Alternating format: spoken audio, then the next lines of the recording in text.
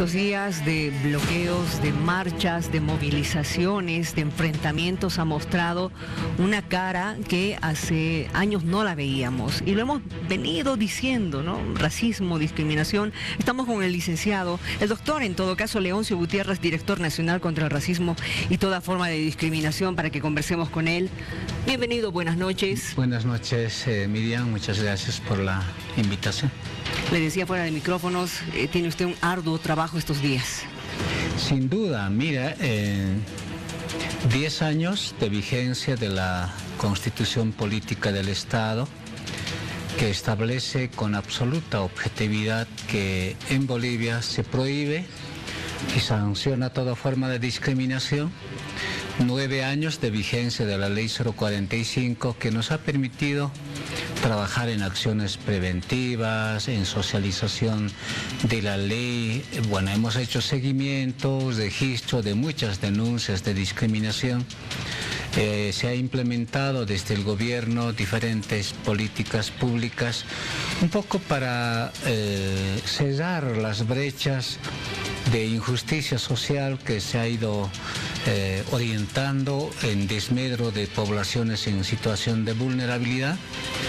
La verdad, Miriam, nosotros asumíamos que estas actitudes estaban siendo ya superadas paulatinamente, porque veíamos que mucha gente se abstenía a insultos, a agresiones verbales con contenido discriminatorio y racista, pero vemos que cuando se toca intereses concretos, como consecuencia, por ejemplo, de los resultados de las elecciones generales, vemos nomás que el racismo, la discriminación, estaban adormecidos, pero no cancelados, no archivados, no superados.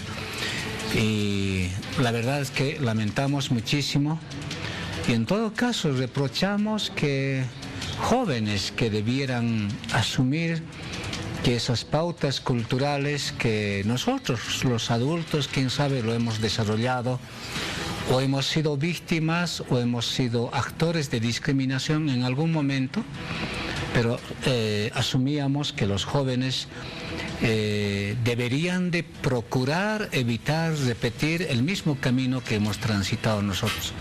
Pero vemos con absoluta preocupación que en estos días, en las movilizaciones, en diferentes departamentos del país, en Santa Cruz, Cochabamba, acá en La Paz, vemos actitudes de intolerancia, expresiones de contenido racista, gestos, actitudes, incluso complementadas con violencia, utilizando palos, piedras.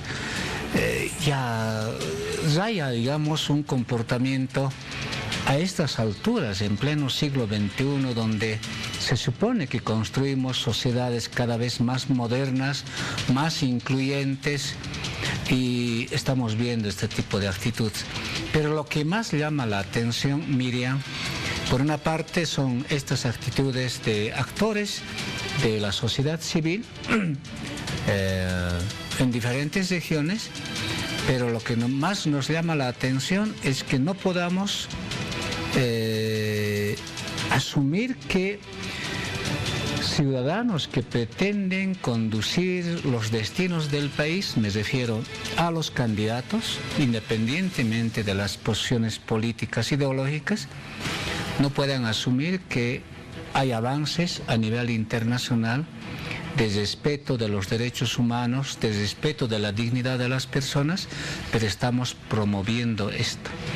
Hay elementos, por ejemplo, que se ignora o se pretende ignorar deliberadamente el valor de un ciudadano del área urbana, el valor de otro ciudadano que proviene de comunidades indígenas.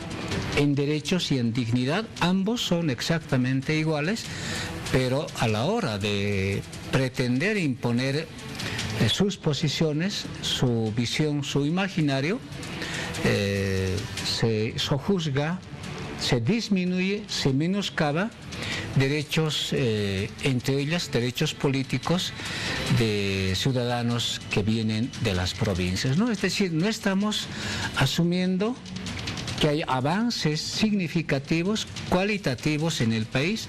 Estamos en un estado plurinacional, pluricultural, donde las diferentes identidades culturales en el país no solamente están reconocidas en nuestra Constitución Política del Estado, sino tenemos todas las facultades de desarrollar con nuestras costumbres, cosmovisiones, filosofía, etcétera, que provienen. Lo mismo que gente urbana. Sin embargo, actores políticos nos demuestran que están rezagados en los avances, siguen viviendo en una Bolivia monocultural donde aparentemente se pretendía forzar una igualdad de todos, pero ahora se desconoce esa diversidad cultural que tenemos en el país, ¿no? Doctor, ¿cuándo usted considera, según el análisis que está haciendo, que ha comenzado nuevamente a mostrarse este tipo de actitudes de intolerancia, de racismo, de discriminación?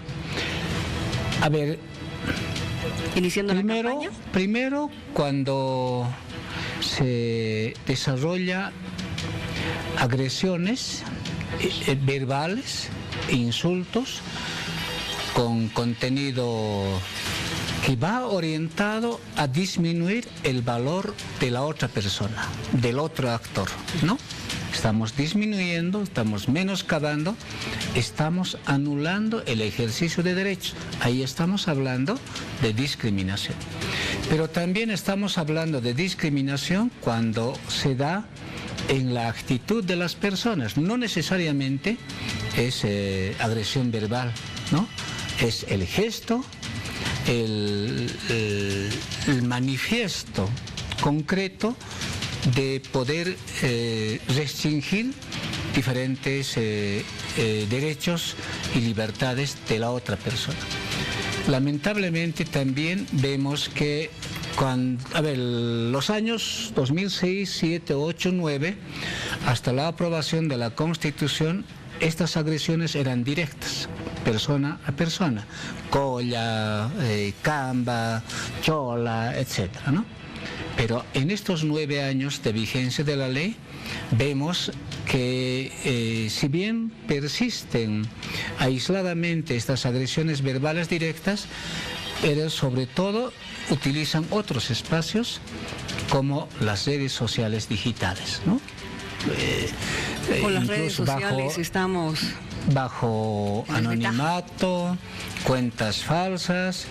En las imágenes que nosotros hemos recopilado de diferentes hechos, vemos cómo sin ningún pudor, sin ningún respeto, se lanzan frases que dañan la dignidad de las personas.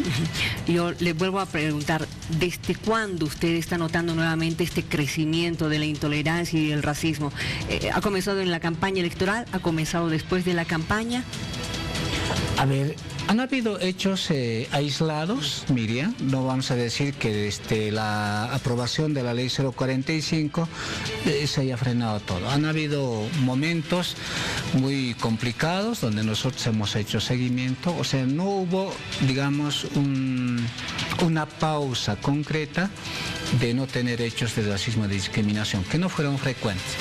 Sin embargo, en este escenario electoral, ya estamos hablando desde finales de la gestión pasada, ya salieron estas expresiones de intolerancia, pero se acrecentaron más en el desarrollo de la campaña electoral, no solamente de agresiones directas, ¿no? Recuérdese, por ejemplo, las frases que han ido utilizando determinados candidatos, donde recuerdo muy bien, se decía que la mujer debe ser educada para que se comporte como mujer. Es un concepto discriminatorio que está negando los avances que tenemos en el país. Una serie de comentarios de esa naturaleza, de actores que quieren llegar a la primera magistratura del país. Un ciudadano común ya puede, por falta de información, etcétera, puede excederse. pero el que quiere llegar a la primera magistratura, mínimo tener cuidado para expresar de esta manera. Pero después del resultado de las elecciones del 20 de octubre, ya se pone en evidencia que el racismo, la discriminación estaba adormecido y surge con mayor intensidad. Ahí hemos podido ver en las imágenes, se está reflejando y lamentablemente esto es un desafío que tenemos que asumir todos, desde el Estado, sus diferentes instancias, los medios de comunicación y la sociedad civil. O sea, no podemos hacer que estas expresiones de intolerancia puedan nuevamente posicionarse en el país, ¿no? ¿Qué van a hacer ustedes como Dirección Nacional contra el Racismo y toda forma de discriminación? ¿Están viendo ya casos específicos? Sí. Sí, tenemos un equipo técnico de comunicación, los abogados que trabajan con nosotros.